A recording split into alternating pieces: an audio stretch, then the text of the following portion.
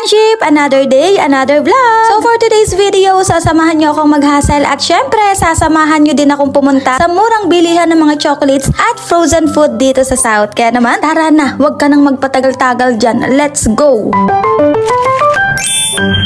At bago nga ho tayo mag-umpisang mag-hustle mga friendship, ay di magpipicture-picture muna. Ay ano pa bagang bago? Syempre kailangan yan. Sayang ang outfit. At kahit wala nga ho nagtatanong, ay sasabihin ko sa inyo na medyo paus nga ho ang inyong kaibigan. Ano, ayan. Baka mapansin ninyo, ay sabihin nyo, bakit ganito naman ang boses na rin? Nagbibinata na ho kasi ako eh. Charot!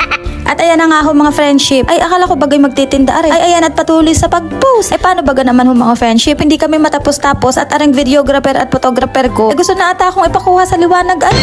Ay abe, muntik na talaga akong madala din eh. Alam nyo baga mga friendship, may nagsabi sa akin na para daw akong artista at papalit-palit daw ako ng damit. Ay hindi ko talaga alam kung papuri baga yun o insulto.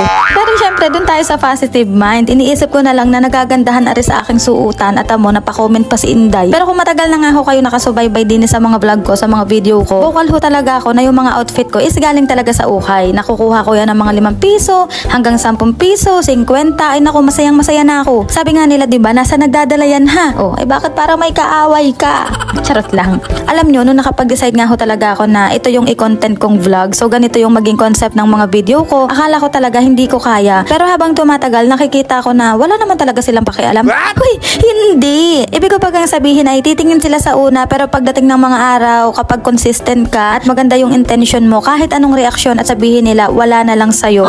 So natutuwa pa nga ako kasi ito yung trabaho na palagi ka talagang masasabihan na, huy, ang ganda mo naman, ang sipag mo naman. Like, huy, ano ba, maliit na bagay, hindi yan big deal. Charot. Pero alam nyo, struggle lang talaga kapag ganito yung trabaho. Kailangan talaga marunong ka sa mga ways o daan. Kasi tingnan nyo, hindi ko na talaga alam kung nasaan na kami. Naliligaw na yata talaga ako din eh. Hindi ko na alam kung tama baga ring aming pinuntahan. Ako po ay gutom na ata yung kakain na ring aking banana cue. Alam nyo na ngayon mga friendship kung bakit ho ako palaging natatagalan. O hindi ho dahil sa aking pagsasayaw diyan ha. Lagi ho kasi akong naliligaw.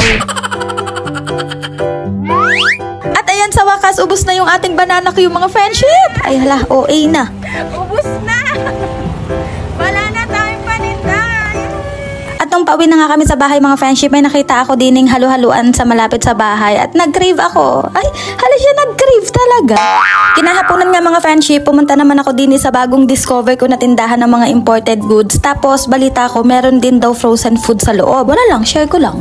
So nandito nga ako ngayon sa Affordamart mga friendship and located sila sa Gentry, Cavite. So katabi sila ng Pascam Emission Testing Center. Nasa second floor sila ha, o kaya naman i-search nyo na lang yung Affordamart Pascam sa pin location. Okay? Para mas madali tayo. Opo. Ay bakit parang galit naman? Charot lang. Alam niyo naman mga friendship na mahilig ako sa mura pero quality, diba? Lalo na sa mga snacks at pasalubong. So dito sa Affordamart, hindi lang sila basta store. Para baga silang treasure place ng mga chocolates, chicheria, frozen foods, snacks, noodles, naku lahat na. Kaya napaka-imposibleng wala kayong mabili dito. So unahin na natin sa section na to. Tingnan nyo naman yung mga pasalubong section nila. Meron silang kisses, imported chocolates, mga classic pasalubong like pulburon, pati mga pambata na candies nandito din. Yung Toblerone na 199 sa 7-Eleven kung hindi ako nagkakamali ha, pero basta para mga ganun yung presyo. Tapos 100 pesos sa TikTok shop, aba sa kanila friend, 88 lang. Yan o yan. At ang maganda talaga dito, hindi overpriced. Yung iba kasi pag imported chocolates, parang may mga kasamang service charge eh. Opo. Naku dito mga friendship, mas mura talaga. Ano ko, ito yung favorite ko. Tingnan nyo dito, 118 lang. Huwag kayong ano dyan, legit yan. Imported pero affordable, kaya nga Affordamart. Charot.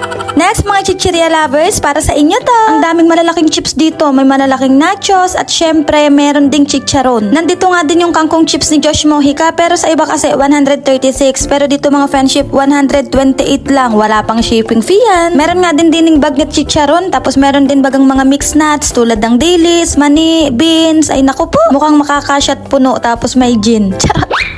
Kaya naman kung mahilig nga kayo mga friendship sa mga movie nights o yung tipong biglaan baga yung get together yung pamilya o magkakaibigan. So mabibili nyo na dito lahat ng isang bagsakan at yung presyo ay nakukita nyo naman. Hindi masakit sa bulsa, mas mura pa nga talaga kaysa sa iba. Napansin ko nga na-organize din sila dito at saka ayan o, meron din silang mga big bundles. Kaya naman kung gusto nyong maghanda ng mga pambigay sa mga bata ngayong Pasko o kaya naman i-surprise nyo yung mga katrabaho ninyo o ayan na ha, mag-drop by ka lang dito. Solve na yung mga pangregalo nyo. Nakita ko nga din dito na hindi tumitigil yung pagdating ng mga bumibili at alam nyo naman, kapag binabalikan ay meron pa rin nararamdaman. Hala siya, huy, ibig sabihin, sulit yung tindahan. Yan o yan.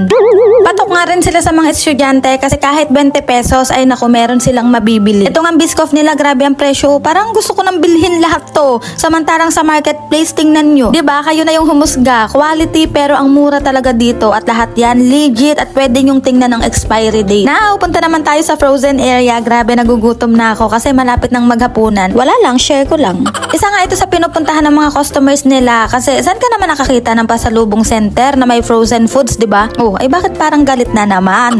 Charot lang. Dito lang kasi yan kay Afford the Mart. Oh, kahit wala nang tatanong, share ko lang. Meron sila ditong chicken, pork, seafood at mga ready to cook item. Meron din yung mga paninda kung gusto nyo magnegosyo, may siomai at marami pang iba. Meron nga din diyang french fries, 108 lang. Kaya kung may mga small food business kayo ay naku, kumuha na kayo dito. Kung busy nga kayo sa work or may mga biglaang handaan sa bahay, super convenient mamili dito kasi yung mga frozen food nga nila na hindi ko kilala pero masarap ang lasa na hinahanap ng mga customers nila. Naku, dito ko lang talaga na-discover tulad ng vegan longganisa, lokban longganisa at ayan, napakadami mong choices ha. Diba? Lahat ng hahanapin mo nandito na, may mga healthy corner na din. Syempre, hindi rin mawawala ang trending ng mga bulldog noodles at iba't ibang klaseng instant noodles brand. Perfect talaga to for spicy lovers pero kung wala tayong lovers ay dito na lang tayo sa Korean food fans. Or kaya naman sa mga taong merong late night cravings, ayan, humabol kayo dahil hanggang alas 10 naman sila dito ha. And again, syempre mas mura compared sa iba. Aba, tamang-tama, nandito din yung sabon na ginagamit ko at ito pa, naku, may panghaplas at talaga namang kapag trentahin na ay marami na talagang iniinda. May mga gamit din sila sa bahay tulad ng organizer, tabo at timba. Nag-enjoy talaga ako sa pamimili din eh. Kapag nakaipon ulit ako galing sa pag-hustle ay dini ulit ako mamimili.